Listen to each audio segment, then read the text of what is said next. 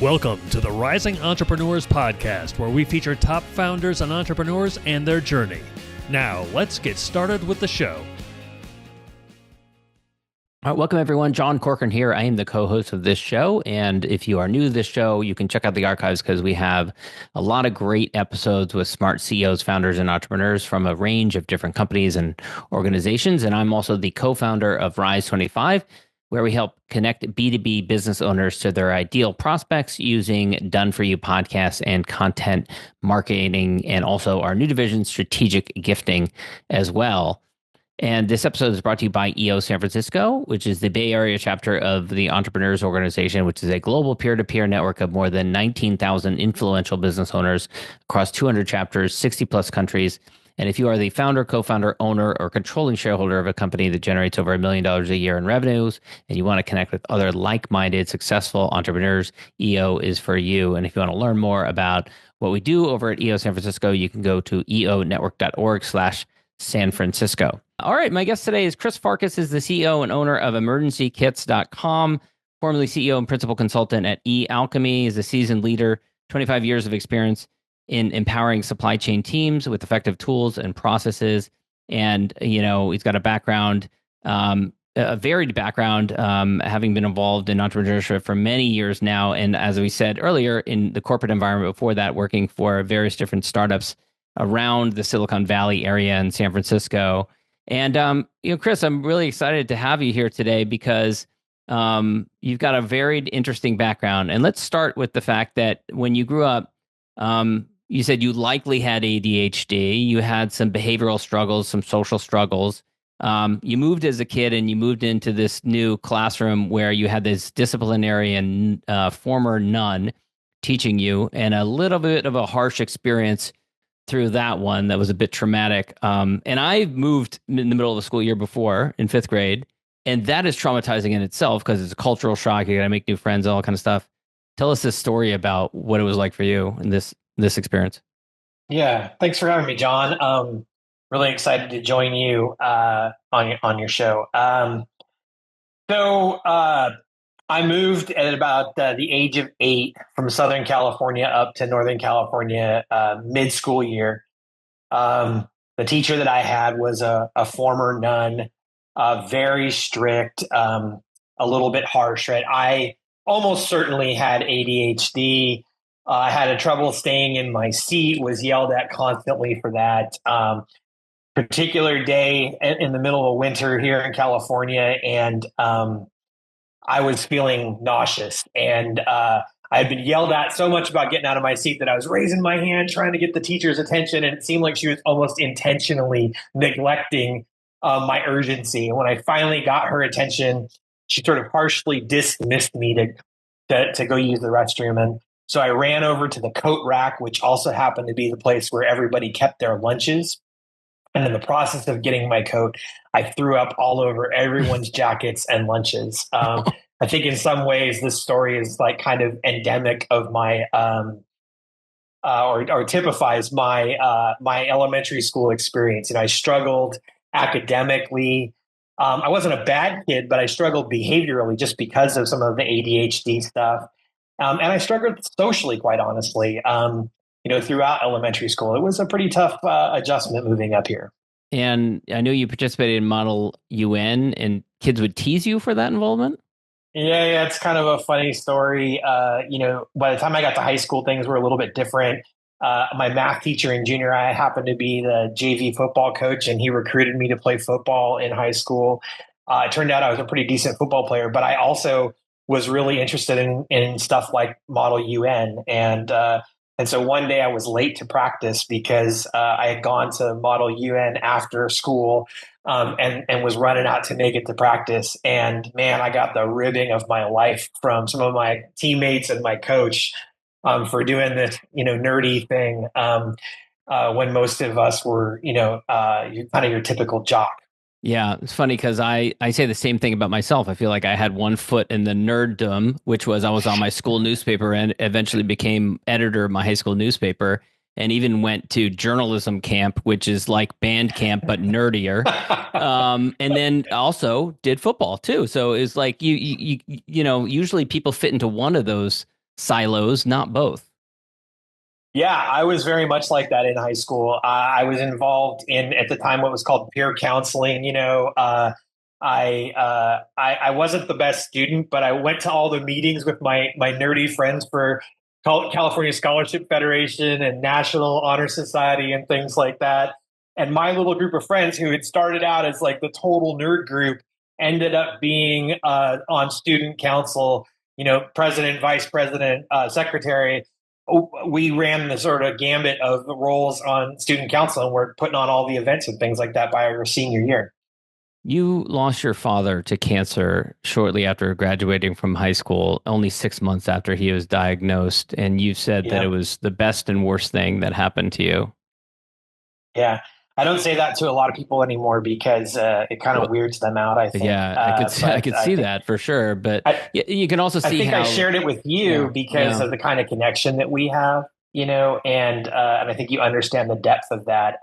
Yeah, I was 19. I was going to the local junior college because I hadn't been a great student in high school and had been kind of lost a little bit. And yeah, my dad was diagnosed with cancer.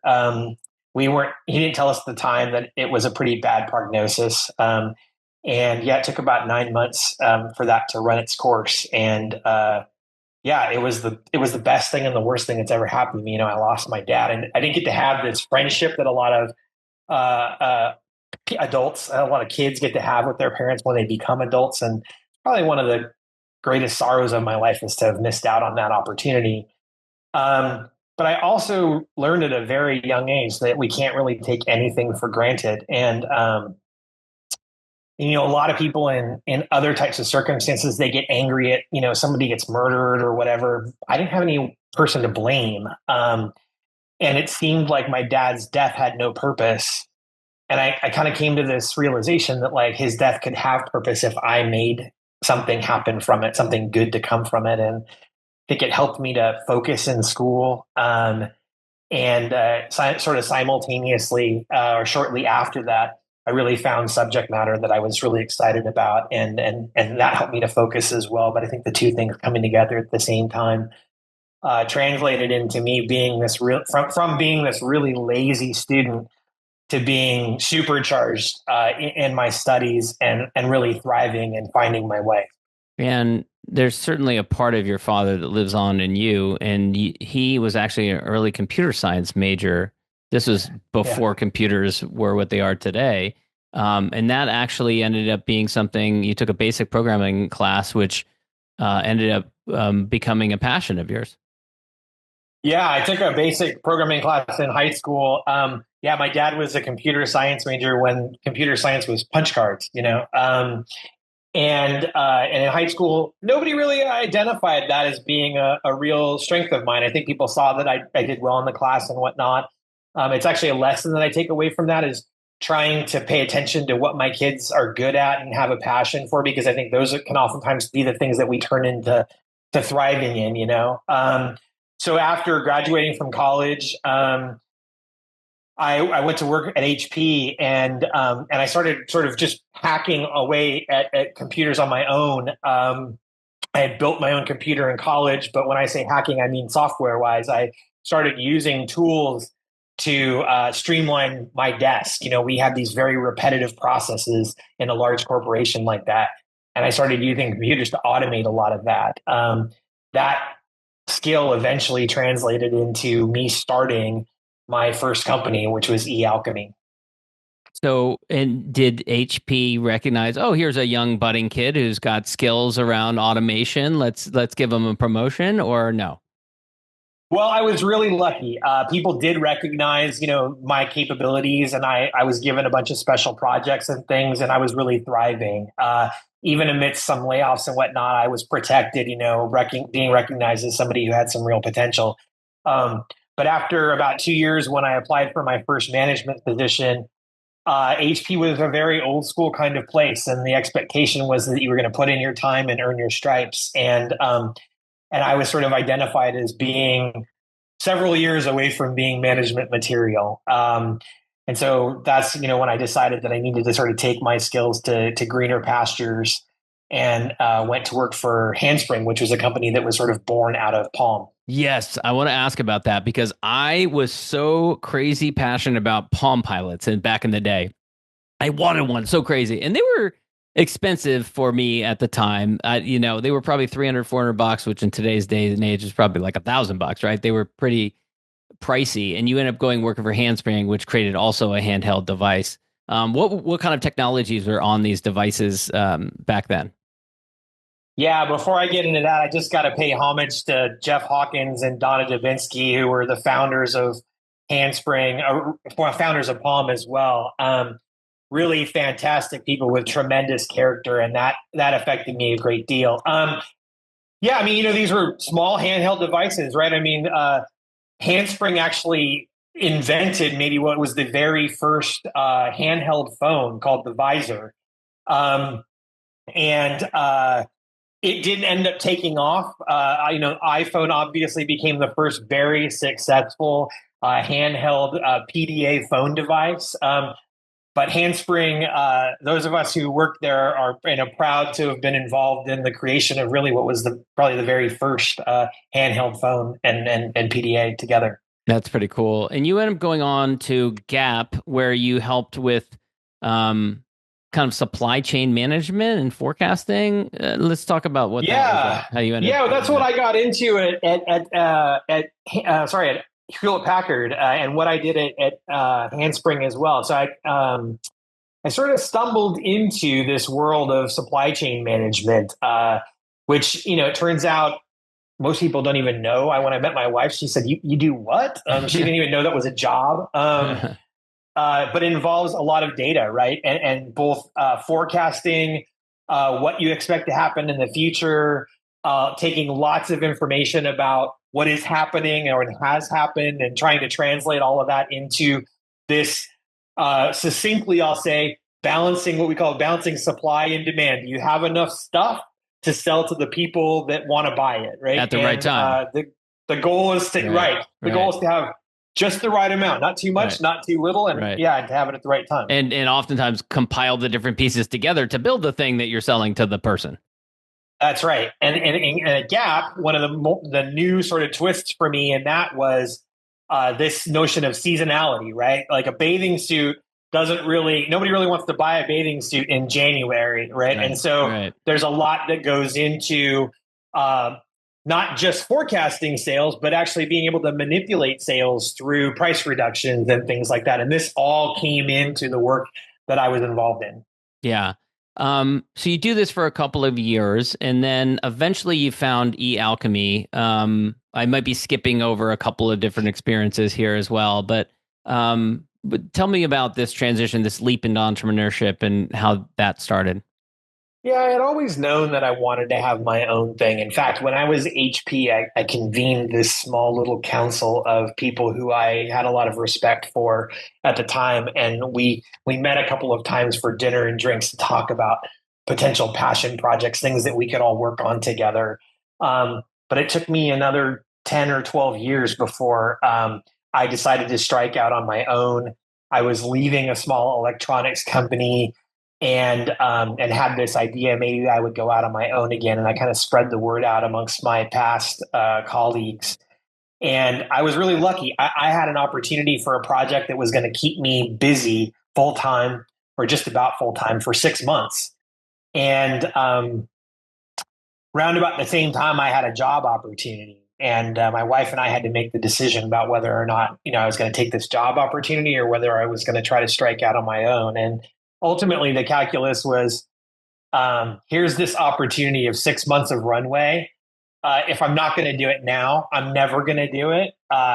This is the chance, And so I went on to do that project. I took on some other projects along the way, and operated as a solopreneur essentially for a couple of years. I had a little employment stint in the midst of that. But got back to entrepreneurship and built that business very slowly over several years by just doing good work and getting more opportunities to do additional work. And what sorts of opportunities were you doing? What were you building for people? Was it more supply chain type of software? Yeah. So, essentially the work of eAlchemy was that work that we did at our inception. And that was taking data from the systems of these large companies, pulling them into specialized tools that were made for making micro decisions, but at scale, right? So if you think about Gap, um, they have tons of different styles of jeans in tons of different sizes, sometimes in different colors. Um, and every month they're going through this process of trying to decide how many do I buy? What do I mark these things down because I'm going to get stuck with too much inventory? What? And so you have all of these very small decisions, but all of whom in total really impact very significantly the bottom line of the company. And so I was building tools that automated the collection of all of that data, making recommendations and presenting those recommendations to the decision maker and making it really easy for them to either accept those recommendations or make different decisions. So all of that could happen at large scale. And the consequences could be rather large, right? Like at that scale, right? You could purchase too many of the wrong type of gene, and there's suddenly tens of $1 millions sunk into something that's not going to sell, or is going to sell, may not sell forever, or may not sell for 9 months until it gets warm again or cold again. Yeah, 100%. I mean, I think at some point for a marketing effort, right, I did some exercise to figure out that we over time had like $2 billion worth of inventory under management on the tools that we had built Wow. for various customers. Wow, that's incredible. Looking back on your time with eAlchemy, I want to get to some of your other stints as well. But looking back on it now, it was a long period of time, almost 20 years. Any regrets on how you ran that company? Anything you would do differently? 100%.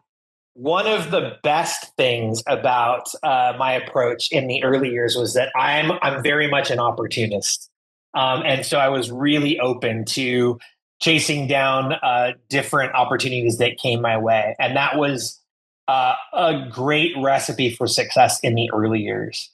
I think that in the end, that very same thing ended up being my downfall with the company, and that was that I stayed an opportunist rather than really starting to hone a very clear plan about what I wanted the company to be and how I wanted it to run and the kinds of work that we were going to do and the kinds of work that we were not going to do. And so as things evolved, I didn't have a clear enough plan about how I was going to evolve and grow the company. And so I think in some respects, I lost focus. And then as times got really tough, we were, I guess, out of position to be able to adjust to some of the market changes, particularly, around COVID and time, things like that. And Yeah. what was that like for you when COVID hit and you're running eAlchemy? Well, as it happens, my company really started to struggle a little bit right before COVID. We had a massive contract with one of our clients that ended up being terminated, led to me having to lay off several people on my team. Um, I was really in the doldrums. I built this team that grew to 13 from scratch. I had handpicked everybody. I had developed several people on that team to be, the folks that they were, the professionals that they were, and I take it very personally. I heard this saying one time. Some people say it's not personal, it's business, and the response to that is, well, all that means is that it's not personal to you. Um, I think it's all personal depending on the perspective that you come from, and I take that really to heart. The people that I hired and that were on my team were kind of like family to me. And so having to go in and tell people that, I'm going to lay off 5 or 6 people was really tough for me. I took it very, very personally. It was, the hardest thing I've ever had to do at the time, for sure. And how far into COVID did you do that? Because I've interviewed many founders who sometimes feel like they waited too long or they tried to postpone the inevitable. I definitely waited too long, and it was actually prior to COVID starting. In a roundabout sort of way for my own mental health, COVID it ended up being a little bit of a blessing in the sense that all of a sudden I went from being on the outside of this peer group where I had been on the inside and doing really well and everything. All of a sudden, I was the one struggling, and most of my peers were doing really well. I did wait too long. It made it harder to make choices later on. But then when COVID came in, all of a sudden I had a ton of peers who were struggling very similarly, and I didn't feel so alone anymore. Um, and I know a lot of people during COVID waited too long, and the challenge is that when you wait too long to make difficult decisions, the course correction has to be far more dramatic, or typically does, right? Because you're aiming in this particular direction and you need to be over here. Well, if you change course way back here, the course correction is much more slight, right? But when you change direction way up here, all of a sudden the course correction is much more dramatic. And so fortunately, I was able to take advantage of some of the programs, around COVID, to keep some of my team going and whatnot. But eventually, I came to kind of a decision point, which was, am I gonna, really throw myself back into this business and turn it around, or am I going to do something different? And after having worked on that business for, about 17 years, I had lost a little bit of the passion for the work, and I didn't know, for sure that I could turn the business around. Of course, I think I could have turned it around very objectively or whatnot, or in theory, right? But did I have what was needed within me to actually make that happen, to throw myself into it and to invest myself in it? I don't think I did. And so eAlchemy still exists, and we still do small projects here and there. But really, I've moved on.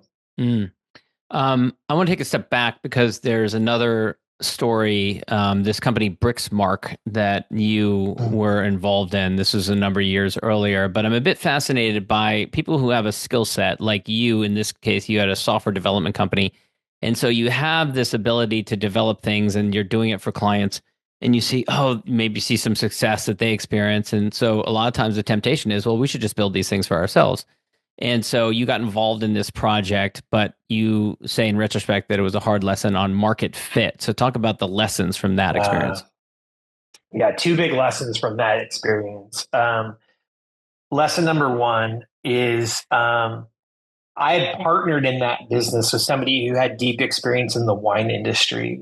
He had identified a particular problem. And as we talked about it, I was like, oh, this is something I know how to address. I know how to fix this problem, or build tools that will help to fix this problem. And him being the industry expert, I sort of took it on his expertise that there was a market for this product. And we went about building the product. His company actually did what we call dog fooding the product, where they actually used the product themselves. So we were able to test it out, make sure it worked well and everything. The challenge is that when we went out to actually take the product to market, other folks who might be using the product had a different perspective on that business process that we had built this tool to address. And there really turned out to be just not quite the market that we thought there was for that application. It turns out, fool me once, shame on you. Fool me twice, shame on me, right? I had another endeavor down the road later where I made the same mistake in the construction business. A team had identified an opportunity, and it looked fantastic. It was a really successful construction company that had ended up building this software for themselves. But it turned out, again, that there really wasn't the same kind of market externally. And so that ended up being a challenge. Lesson number two has created a tenet for me in business, and that is don't hire anybody that you can't fire. I ended up partnering with someone who was the spouse of one of my wife's best friends. And had that circumstance arisen with a different kind of relationship, I would have, I would have terminated that relationship. But because of the complexities involved, where I didn't think I could fire, my wife's best friend's spouse. It just ended up creating a lot of complexity, and we ended up shutting the company down instead. Oof, ouch. Getting back to the point about validating market demand, in retrospect, what would you do differently in order to figure out if there is market demand? How would you test that theory?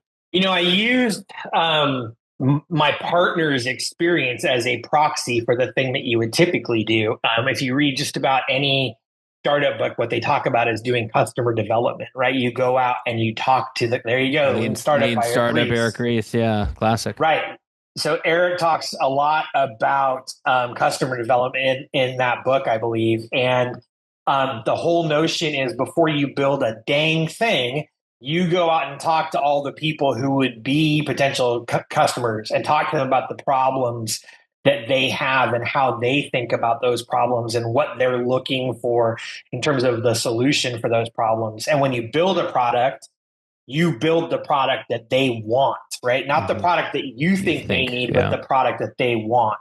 The other real advantage out of that methodology is that in hearing their problems and the way they talk about their problems, you automatically have the marketing material that you need to speak to those people, because you're using their language to tell them, the problem that you're trying to solve, which is their problem. Right, exactly. Let's get to present day, or on our way towards it, because you and I had a number of conversations while you were searching. So you decide you're going to acquire a new business. Talk about what that process was like, and also how you figured out what type of business you wanted to run for this next chapter in your life. And I'm a bit fascinated by people that the company that they acquire next or that they run next, how it's a reaction to the challenges or the problems that they didn't enjoy dealing with on a day-to-day basis on the previous company.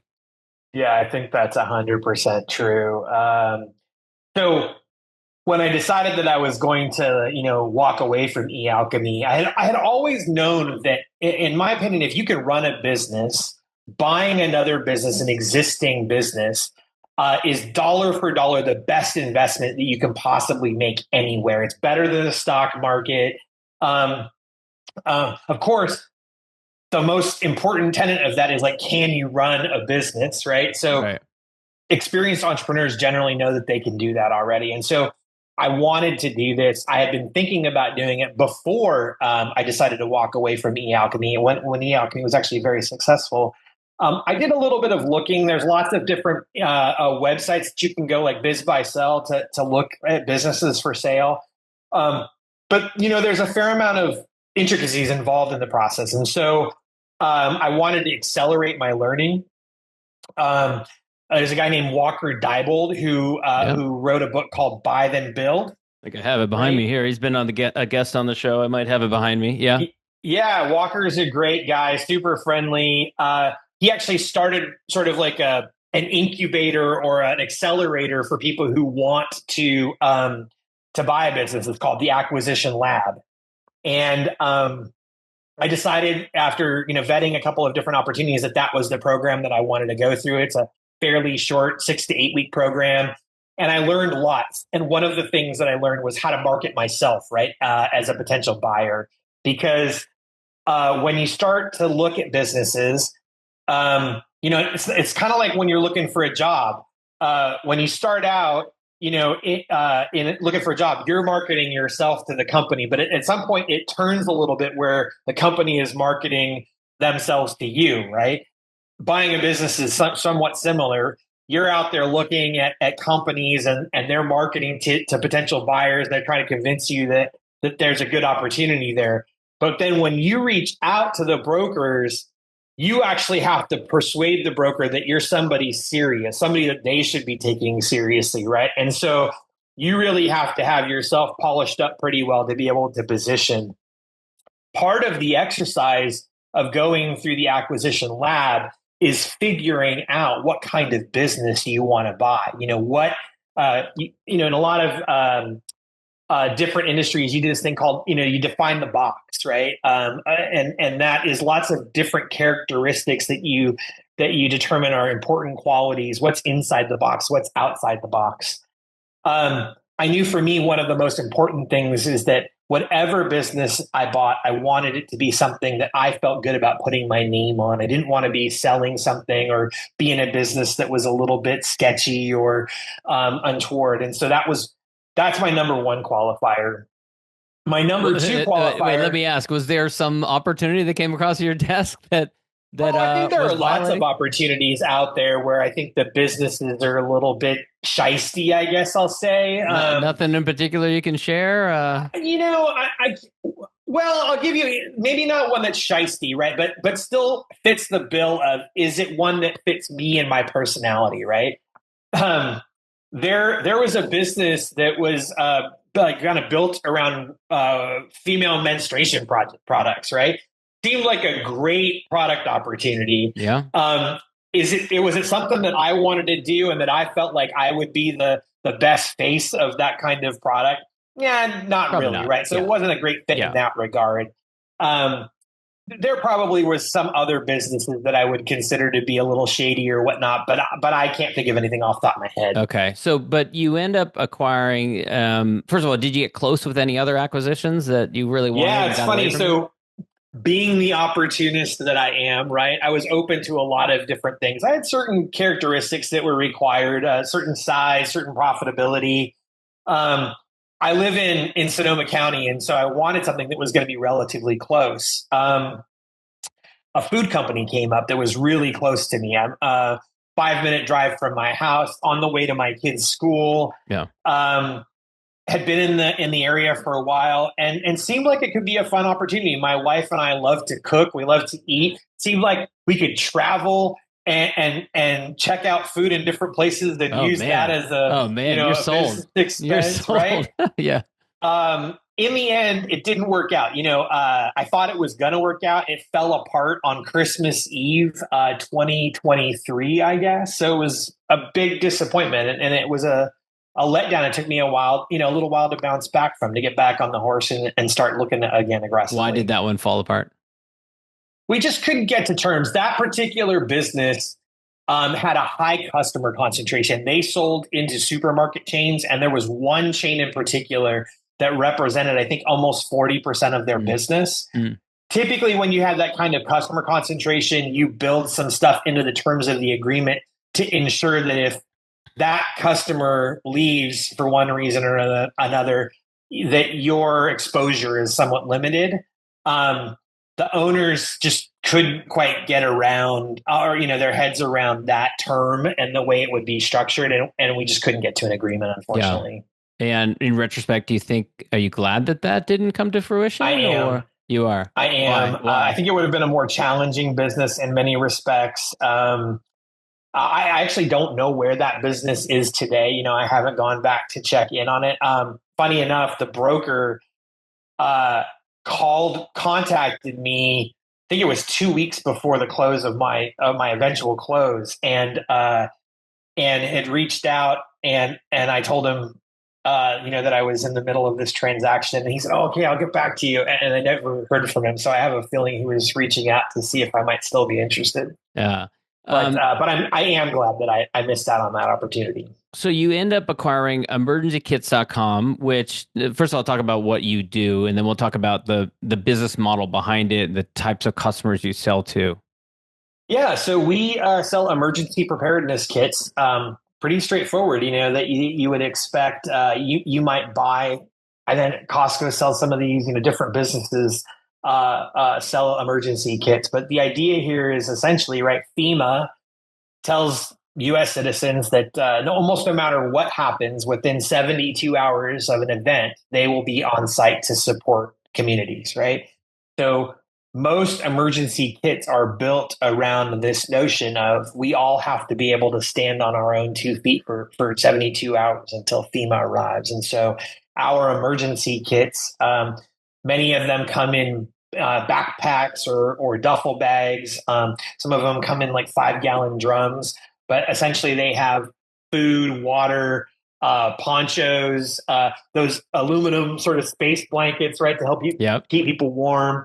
All of the essentials that you would need to be able to survive those 42 hours. And we have some that are more, straightforward and basic, and then some that are, pretty comprehensive, including a lot of first aid gear and things like that. This is exactly what I need right now, because I've literally had a reminder on my calendar for the last 3 months to revise. We've had an emergency box since before I had children. I have 4 kids now. And so, as you can imagine, it doesn't really fit my current family size. So emergencykits.com is where people should go. But why? So you have this background in supply chain management previously. So there's some relevance there.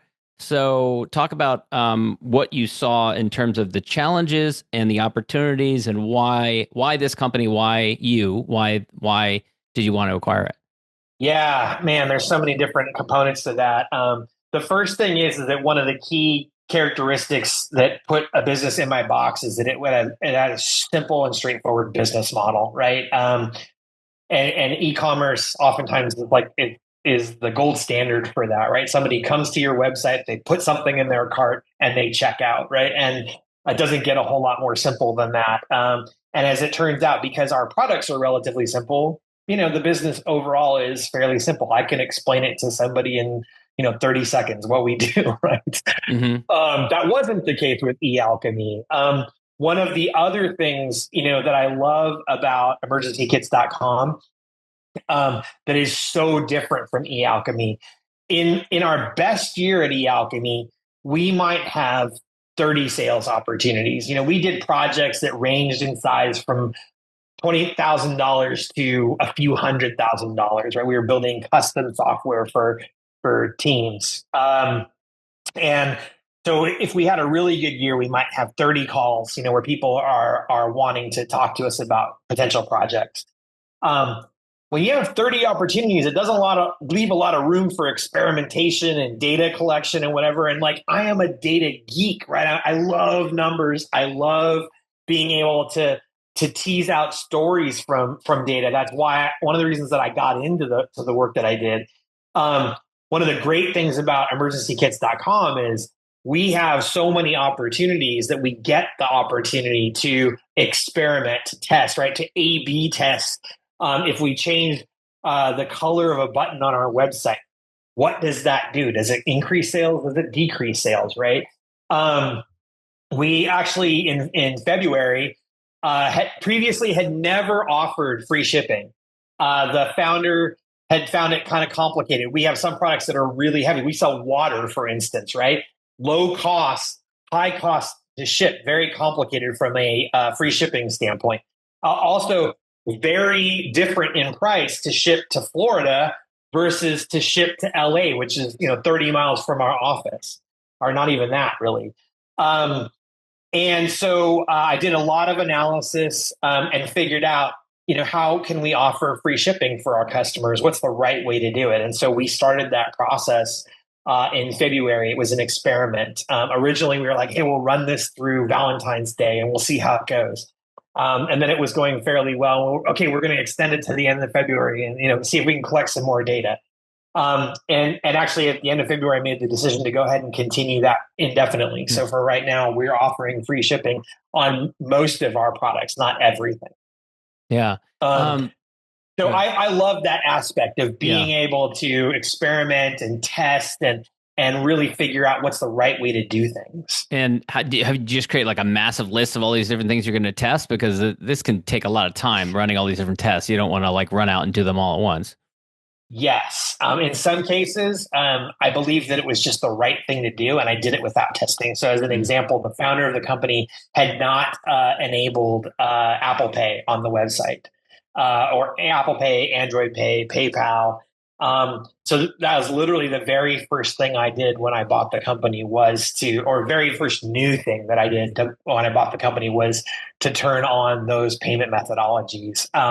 And it increased our conversion rate on the website, a tick. But the thing that's great about businesses like this is, you increase your conversion rate from 1.5% to 1.7%, like that. That's a substantial amount of revenue and a substantial amount of profit on the other side. One of the things that's, I think, a bit fascinating about acquisition entrepreneurship is that you're looking for a company that has a set of problems, but not too many problems. You want it to be a bit messed up, but not too messed up. How did you look at this opportunity? And did you have like a punch list of like, oh, good, they're not accepting Apple Pay. That's an easy one I could fix. Oh, good, they've never done free shipping. I could do that. Did you get like excited about like ways in which you could come in and add value? Yeah, it's a very interesting process, right? Because to the extent that there are opportunities that the previous owner did not pursue, it means that there's unrecognized value or potential value, right? And so effectively, what that means is that you get to underpay for the business if you can actually realize those opportunities.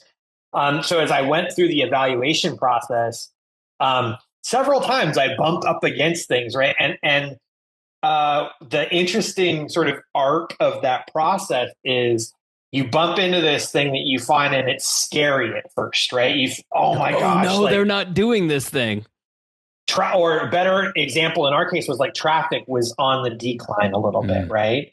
And so then the question is, well, what's causing it? Is it precipitous? Can you recover from it, et cetera, right? And so you go through this arc of it's scary. I need to understand it better. Is it an opportunity or a problem, right? And what I found was that in most cases, the things that looked like problems in the beginning actually turned out to be opportunities. Things like they don't accept Apple Pay, things like they're not doing free shipping, things like my expertise in inventory management was a weakness on the part of the founder. And so while under his leadership, it required X amount of inventory to be tied up in, or dollars to be tied up in inventory to be able to support the sales. I knew that I could come in and actually lower that because of my background and expertise. So all of these things contribute to this notion that, like, man, I can buy the business at this value based on the current, revenue and profitability. But I know that I can come in and make these changes, and that should shift that up. And so it's opportunity for me to recognize value that I don't have to pay for. You mentioned earlier that you had 30 sales opportunities with eAlchemy, and now it's hundreds per day. And also, emergencykits.com has a diversified buyer base. So you have a B2B component and a B2C component, which is good for diversification. And it's not overly concentrated on any one particular e-commerce channel like Amazon. Let's reflect a little bit on that decision and how you thought about that going into it. Yeah. So the few things that I was looking for in a business, right? Something that had a simple business model, something that had a strong and stable revenue, something that had good gross margins, something that didn't have a lot of customer concentration, right? And one of the things that's interesting about our business is that you come to the website and, you can't necessarily tell right out of the gate that we tailor not just to consumers, but to businesses too. In fact, a pretty substantial part of our revenue is businesses, schools, what we call institutions, right? Folks that are not just putting an item in their cart and checking out, but instead they come to our website, they fill out a request for a quote form, and then that lands on the desk of our salesperson who gives them a quote based on their circumstances. We do custom kits. So people want to add things or subtract things from their kits. We'll do that for anybody who's buying in volume. And so there was a lot to figure out there about the customer base, about, how strong that was. Transparently, one of the things that I will say, there was a risk that I did not identify so well during the process, and that's the fact that a lot of our sales come from schools. And with the change of the administration, Department of Education potentially going away or certainly being cut very dramatically, a lot of the funds that were making their way to schools that helped to fund those purchases, are going by the wayside. And so we are seeing fewer inquiries from schools and whatnot. Similarly, grants. A lot of the business that we do is funded by grants. Many of those grants are private grants, but some of those grants are government grants, and some of those are federal, either directly or indirectly. And so so we're seeing some changes in the market for sure. But again, one of the things that I love about this is that there's so many opportunities for me to be able to chase down. When I ran eAlchemy, one of the challenges was we were selling to operations teams. Operations people, by their very nature, are heads down and don't want to pay attention to anything that's like not on their desk for right now. This is a very different kind of business. And, everybody wants to take care of their families or their employees or their students. And so there's a lot of ability to appeal, to people and to sell with a little bit of marketing. So we hear a lot of stories about people selling their business and what it was like when they sold it. But what was it like for you when you acquired this business? I imagine it was quiet beforehand. Usually it is. And so maybe you'd met some key people. Maybe you hadn't met anyone. What was it like when you were announced? Because you have a physical location. It's in Los Angeles, so it's not 5 minutes from your house. So you've been spending more time in Los Angeles. But what was that day like when they brought you in? You've just signed the papers, so it's just become finalized. What was that like? Yeah, it was like, in my head anyway, it was chaos. I'm not exactly sure what it looked like from the outside. And when I say chaos, it's because, man, in the process of purchasing a business, there are so many things that have to happen. And the crazy part about it is that like 80% of those things can't happen until the day of the transaction, right? So, of course, I set up my legal entity. I went and got a bank account. You do all of these things ahead of time to be ready to go. But in addition to that first day of like meeting the team and all of that stuff, you are transferring Southern California Edison from the owner to yourself. You're transferring the internet. You're trying to figure out how to start communicating to new customers about where they should be sending the payments. I want them to come to me instead of the old owner. There are innumerable things that have to happen with that transaction, right? And in addition to it, you really have to maintain focus in coming in and meeting a team and telling them about yourself and giving them confidence. Reassuring them who are like, who is this new guy? Exactly. So I had the opportunity to meet one of the key employees, the operations manager, prior, and talk to her. And I think I gave her some reassurance that she could feel comfortable, with me coming in. But yeah, it was a big difference, and while my seller was a really high character guy, and I appreciated that about him, and his employees loved him for that.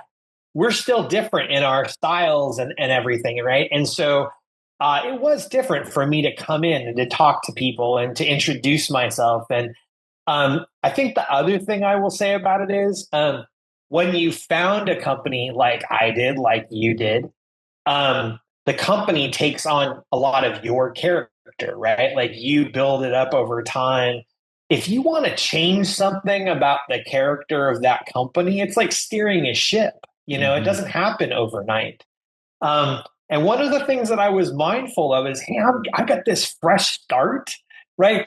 Who do I want to show up as? What do I want to do differently from what I did in the past? Because this is my opportunity to like start fresh and start anew. And so I spent a fair amount of time ahead of time thinking about that. And then a good part of the morning was scripted. We had a pretty clear script with the seller about the time. He was going to tell everybody that he was selling the company, and then he was going to meet with people one-on-one, and then I was going to come in and meet with everybody, and then I was going to meet with everybody one-on-one, and all of this stuff.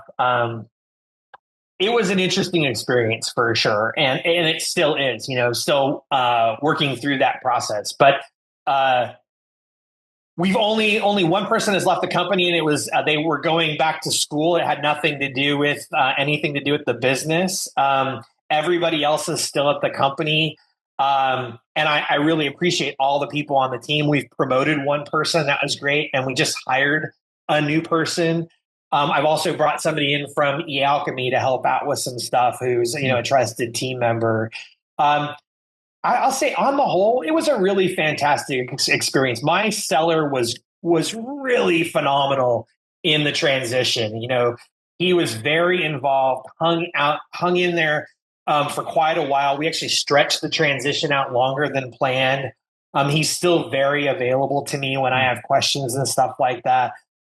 He's a really nice guy, and I feel like I got really lucky. There are a lot of horrible business brokers out there. I got really lucky. The person who I bought the company from had found a really high quality broker that I worked with, who I really liked.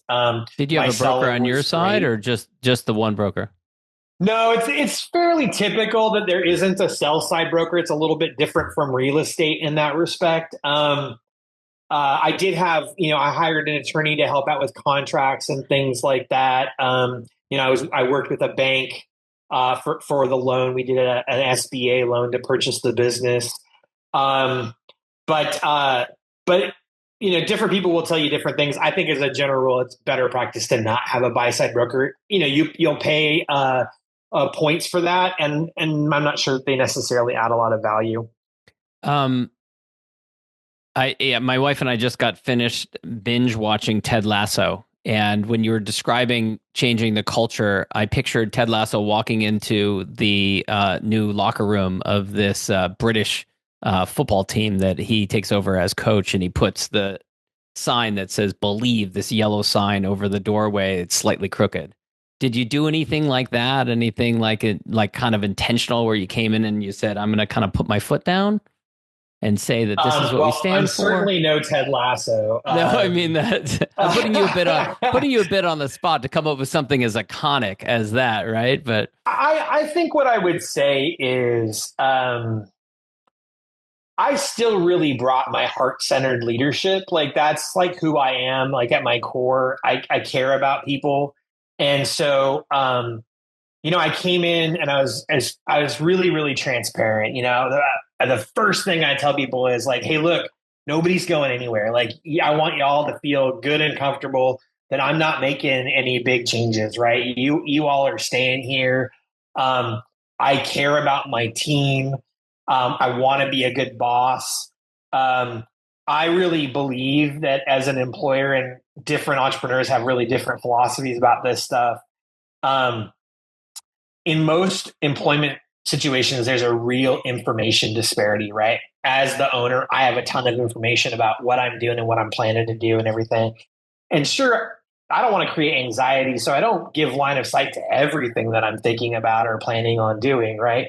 But I do believe that if you're planning to make a change where you're going to let employees go, you're going to move a business, like whatever it is that you're thinking about doing, that it's really only fair to give those employees some line of sight about that, right? They've got lives and families that they're trying to provide for.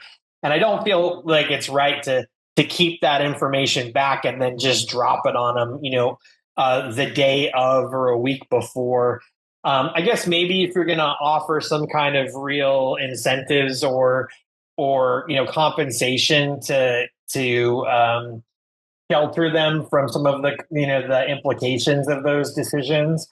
But I think my philosophy is that in general, it's only fair to let them make good decisions about what's good for them and their families just as well. And if that impacts me negatively, well, I got to kind of roll with that. We all we have to make the best decision for, that works for us and for our families. I know you're just a couple of months into it. When did the final deal go through? Bless you. Yeah, I bought the business officially on October 12th. So we're coming up on 6 months here. What's been the biggest surprise in that time? Oh boy, how much there is to do. I mean, I mentioned the transition, it sounds silly, but one of the things that snuck up on me, part of our transaction was that I bought all of the business. And what I mean by that is the lease for the business. I bought the inventory. That's not surprising, right? But I also bought the accounts payable. And I bought the accounts receivable, but I also bought the accounts payable, right? Right. And some of that's a risk when you take those things on. For sure. We have a couple of accounts on our accounts receivable where we have one company that is trying to get a third round. I think it's a C round of funding. It hasn't paid us. And we've got another company that declared bankruptcy. Fortunately, those numbers are relatively small for us. And so it's not that big of a deal. Although one of the companies, the company in bankruptcy, actually asked for a quote for something the other day. And we're like, we're not extending you credit terms. Are you kidding? But what did sneak up on me was, some of our vendors, we have a less than load trucking company that does local deliveries for us, right? Their payment terms are like 10 days, or actually not even that. And so I bought these payables, and all of a sudden I'm like hitting my second week, and I'm getting a call that's like, "Hey, you're past due on this bill." Oh, holy cow! I wasn't even thinking about that. I was thinking about the bills that the expenses that we were incurring, right? Yeah. So many things to do that I was unfamiliar with, that you just kind of have to go through that experience and then you start to get it dialed, and of course now we got it wired really well. In retrospect, do you think you would have given yourself more working capital because of those things? The capital itself was not at all the issue. I had plenty of money to pay those bills. The problem was that they were just not in my consciousness of all of the things that I needed to do. In fact, I had lunch with the broker shortly after, and one of the things I told him was, "Hey, I would recommend you think about on." He does a lot of bigger transactions. He got accounting departments and all this stuff to handle all this, right? For smaller transactions, I told him, I think maybe it'd be better to not be transferring the accounts payable, just because there's just so much to get up to speed on in the first couple of weeks. There's just a lot more complexity than the previous business you'd run. Is that fair to say? There's a lot more moving parts? That's exactly what I was going to say. In some ways, the business is actually much more straightforward and simple, but there are a lot more moving parts. There's no doubt. I mean, one of the things I actually really like about my business is that I was always the guy building tools for people making decisions about how to buy stuff and whatever, right? I'm not the guy making the tools for other people anymore, right? I'm the guy making those decisions, and now I'm making tools for myself. Yeah, for sure. I want to ask you also, you mentioned that, by the way, you okay on time if we have a couple more questions here? Yeah, totally good. So you mentioned Model UN, you were involved in that. You also, we didn't talk about it, but you spent some time in Washington, D.C. working on the Hill. So you've got this interest in public policy, which intertwines with business. California and the United States has experienced devastating fires, hurricanes, earthquakes, stuff like that. So there's more need for this business that you have than ever. And it also intertwines with public policy. So did that play into, did an awareness of that interest of your own personally, which is going back 30 years now, did that play into your decision to buy this business? I think, I am still very interested in politics and public policy and things of that nature. I pay attention to that stuff quite avidly now, even. I will say that my understanding of some of that stuff did inform the decision-making process, right? One of the things that put a business in my box was that I wanted something that wasn't super recession sensitive. And so looking at this, and the history of the company, one of the things that was pretty clear is that in some regards, this business is actually opportunistic from a disaster type of scenario, right? And so, even during COVID, turned out that one of our customers, our business customers, wanted masks, N95 masks, and because those go into our kits, we had a supply line for those. And the founder spent good part of COVID chasing down masks and ended up doing very, very well during COVID, doing nothing but selling masks to this one customer. But as you say, fires, et cetera, right? I would say the one thing that I actually anticipated a little bit, I don't know that I necessarily anticipated the extent to which it might be problematic, right? Is with all of the shift with tariffs and the magnitude of the tariffs and are the tariffs on or the tariffs off and all that stuff. And then seeing the consequential decline in the stock market, I've seen very clearly it's affecting us. The cancellation of grants has affected us through some of the opportunities that we have with schools and nonprofits and things like that. But the other thing that seems very clear to me is the effect that all of these changes had on the stock market is paralyzing people in terms of purchasing. Getting out and shopping. I think that what we're going to find here pretty quickly is that a lot of the consumer data that's going to come back over the next couple of months is not going to be very good, because I think all of this uncertainty is causing people to get a little more tight-fisted with their money. And are you being affected by tariffs, or because or the products that are being imported that are affecting you? Yeah, 100%. I mean, I guess we're lucky that we're not buying very much stuff from Canada and Mexico, because the volatility of whether those tariffs are happening or not, we have not really been subject to. But we do buy a lot of products from China. I think whether people understand it or not, to be able to produce a lot of the products that we have in our kits here in the United States, the cost of those goods would go up 2- and 3-fold to be able to make them here in the States. And it's just not really feasible to do that cost effectively. And so we do buy a lot of our products from China, and we are seeing, the cost increase. Our vendors are absorbing a little bit of the cost increase of those tariffs, right? But most of that cost increase is being passed on to us. And we don't have the luxury to absorb that ourselves. We're not making so much money that we can just decide to eat that price increase on our side and keep our prices to our customers the same. And so what our customers are going to experience is also an increase in cost to them. Yeah.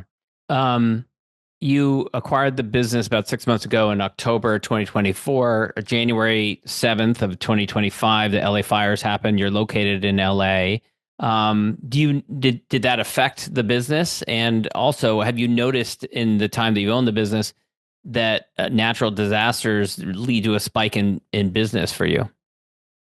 Yeah, so that's a really good question. The first thing is that it didn't actually affect us very much. We happen to be located in Simi Valley, which was pretty well sheltered from the fire. In fact, air quality throughout Southern California was really bad. And I fly out of Burbank Airport when I come home, which is in the San Fernando Valley. And I was looking at one point that the air quality index in San Fernando Valley was in the 400s at one point, which is just totally insane. In Simi Valley, it was very normal. And so we were pretty lucky in that regard. We did have one power shutdown as a consequence of the wind, which is pretty heavy in Simi Valley, and they're trying to prevent fires. But other than that, we weren't impacted in that way. With respect to your question about how these natural disasters affect our business, there's a lot of folks who are selling the kinds of products that we sell. So I think that the impact ends up being distributed throughout the industry. I have this plan, a marketing plan that involves us being able to take advantage of those disasters and use people's awareness to prompt them to prepare more effectively, right? I don't want to be predatory in our marketing practices, but I want to be opportunistic. At the end of the day, people see all of these disasters and stuff, and it creates anxiety for them. And my attitude about it is like, well, we can provide products that help to quell that anxiety and also help, to do a good thing and preparing people. And frankly, save lives, right? Or at least help them in a disaster. Yeah. So it's doing a good thing. Yeah. Well, this has been really fascinating, Chris. As you can tell, I could probably ask a bunch more questions around this, but I want to leave it with, I'm a big fan of practicing gratitude, and I'm a big fan of giving our guests a little bit of space and opportunity at the end here to recognize, acknowledge people that have helped them in their journey. And so I'd love to hear, obviously a lot of times people will mention their family or their team or something like that, but I'd love to hear if there are any peers, contemporaries, or mentors that have been there in the journey for you and helped you as you've gone along in your career and in your story. That's, yeah, I mean, look, my wife has been incredibly supportive.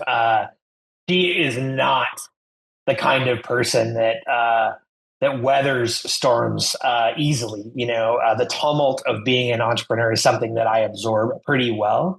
And she has been nothing short of fantastic of being along on that journey and being really supportive. And so naturally, I have to thank her and my kids for being supportive. I'll try to be very brief about it, but when I left HP, and I was very ambitious and hardworking, and I think I was at a stage of my life where maybe I could have gone in a direction where I was less sensitive and caring in my managerial style, and going to work at Handspring and being within the organization led by Jeff Hawkins and Donna Dubinsky. I think it was formative for me. I see people who went to Uber or whatever, and it affected their character and the kind of leader that they decided to be. And I just feel really grateful to have worked for a company that was so cared about people and really imprinted that upon me. And then, there are innumerable people in my day-to-day life that I really appreciate supporting me throughout my journey. But the other thing is, John, you and I have both been really lucky to have met each other through the Entrepreneurs Organization. It's this peer-to-peer group of entrepreneurs sharing the journey of entrepreneurship, the good, the bad. And I'm just eternally grateful for the opportunity to connect with, these really fantastic people who get really vulnerable and share of themselves, share their learning, help me to be a better person and entrepreneur, and also to just weather the storm, that often comes in entrepreneurship. So I encourage every entrepreneur to check out the Entrepreneurs Organization, because I think it's an incredible organization. Yes. And I also have to salute you, because you were the chair of the Accelerator program one of the years that I was in that program, which I was in for 3.5 years. And I don't know whether I definitely wouldn't be where I am today. And if it weren't for that program, and that program is phenomenal. So anyone who has a newer business that wants to grow, it's a great foundational program. So go check it out. Chris, this has been wonderful. Where can people go to learn more about you and check out Emergency Kits? Yeah. So best way to contact me is through my LinkedIn profile.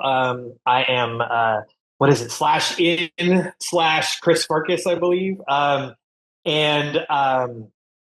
And you can check out our products at emergencykits.com. We have, a pretty wide variety of products. And if you have any questions, don't hesitate to give us a call.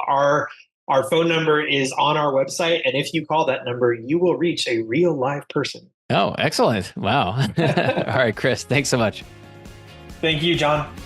Thanks for listening to the Rising Entrepreneurs Podcast. This episode is powered by Rise 25. Please subscribe and check out future episodes.